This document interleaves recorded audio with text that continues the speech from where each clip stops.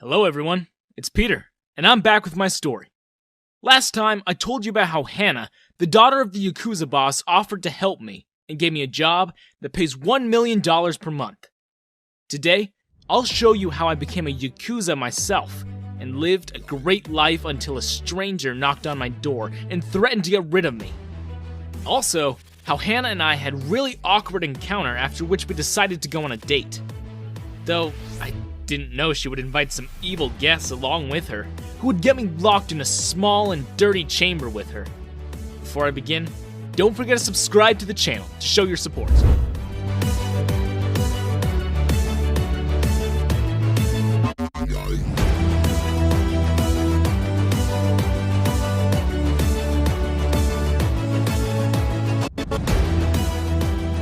"25 days had passed since I met Hannah. A lot of things changed. My life took a complete 180-degree turn.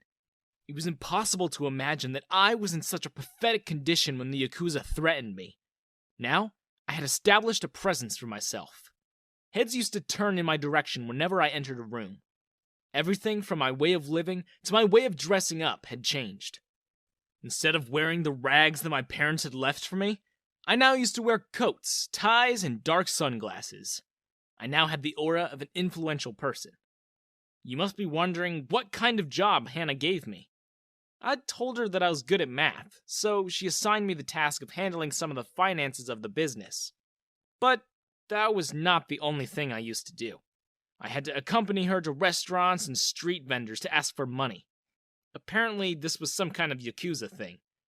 Small and big businesses had to pay to these Yakuza men if they wanted security for themselves. If anyone refused to pay, then their business was destroyed by the Yakuza. Of course, no law and no police could help those poor vendors or owners. It was kind of unfair, but this was nothing compared to the other sort of illegal things that Yakuza was involved in. Whenever I went with Hannah to collect money, I would feel bad and guilty. Since I came from a really pitiable background myself, I could relate to the misery of all those businessmen who had to part with their money unwillingly just so they could keep their shops and business safe. If you want to survive in this world, then you should learn not to bring your emotions into business, Hannah used to say. Well, it's not like I could argue with her on that. I was a part of Yakuza now. If I had realized anything after spending so much time with Hannah, that it was that she was really unforgiving. She was strict and cutthroat when it came to money. Feelings were a big no-no when she was doing her job. Sometimes, I wondered how she could sympathize with my predicament when she was this cold. I guess I was lucky that she even noticed me. Anyway, that was pretty much what I was doing in order to earn $1 million per month. In the end, I had become a slave to money too. It's not like I wanted it or that I was doing it for myself. I was doing this just to save my life. And, my fingers too. Though all this was not easy. I was putting my life at risk every day. And I'm not even referring to the Yakuza's enemy. I'm talking about Hannah's father. If he ever found out that I was working in his organization and that Hannah was paying me, he would surely flip. Thus, I had to make sure to maintain a low profile. Time flew and the month came towards an end. On the last day, I received a message. No, a threat from Hannah's father. The threat read, "Where's my money? Get ready to sacrifice your finger if you can't pay." As much as I had prepared myself for this moment, the panic and fear I felt then wasn't something I could control. My heart was beating so fast that it felt like I would die any second. I still hadn't received the money from Hannah. I began typing a text to her when my doorbell suddenly went off. I was startled for a second. Crap. The Yakuza were already here.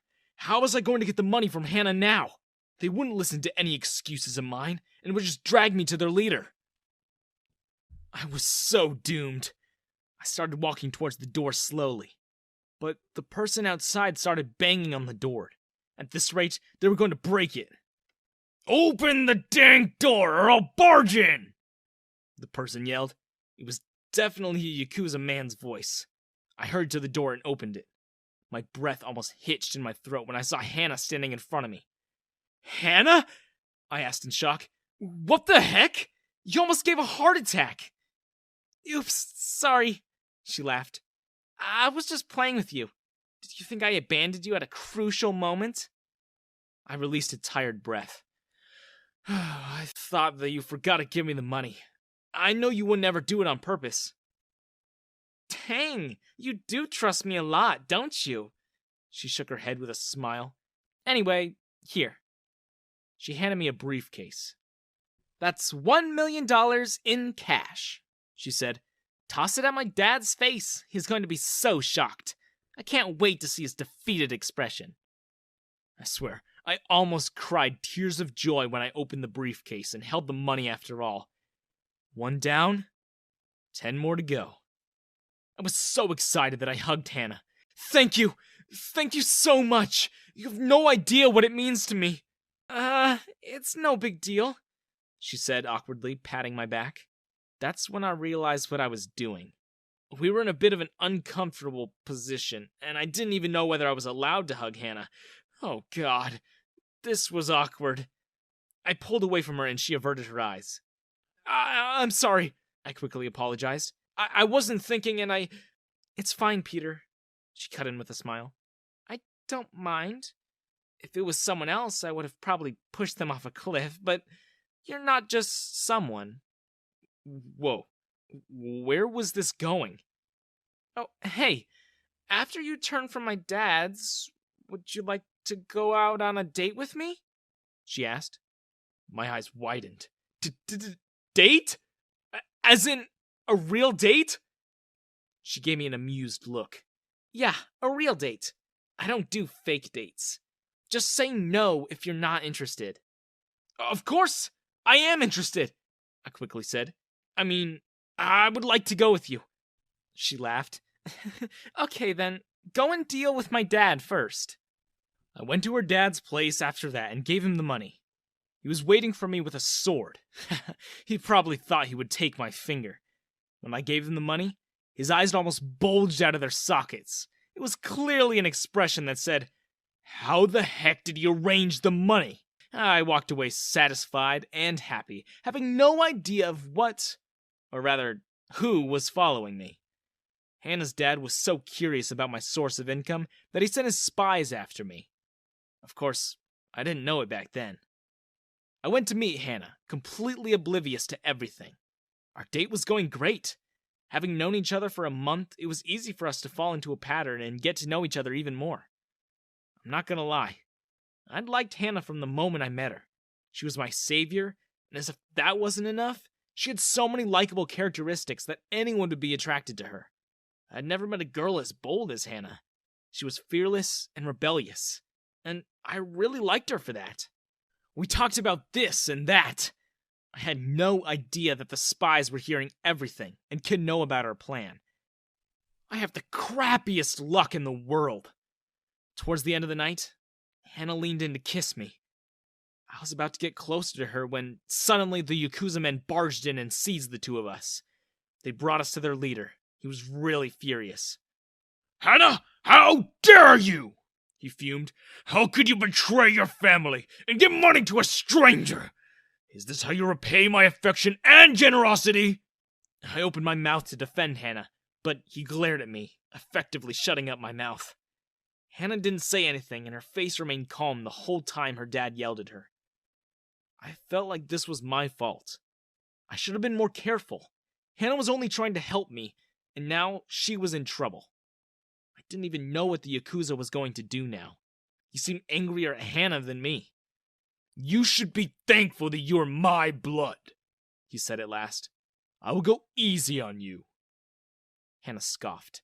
"Cut the act. Both of us know that you need me if you want to stay in the business." Okay, she just provoked him and made it worse. He clenched his jaw and ordered his men to throw both Hannah and me in solitary confinement. We were brought in a dingy cellar in the basement. There was a weird smell in the place, and I was pretty sure that this was where the Yakuza kept their enemies, or anyone who got on their nerves. What was going to happen now? Hannah's dad was not going to stay silent for long. Even if he spared Hannah's life out of necessity, what would happen to me? He could just get rid of me anytime he wanted. I felt like I was going to faint from all the stress. Now, I could only wait and see what was to become of me.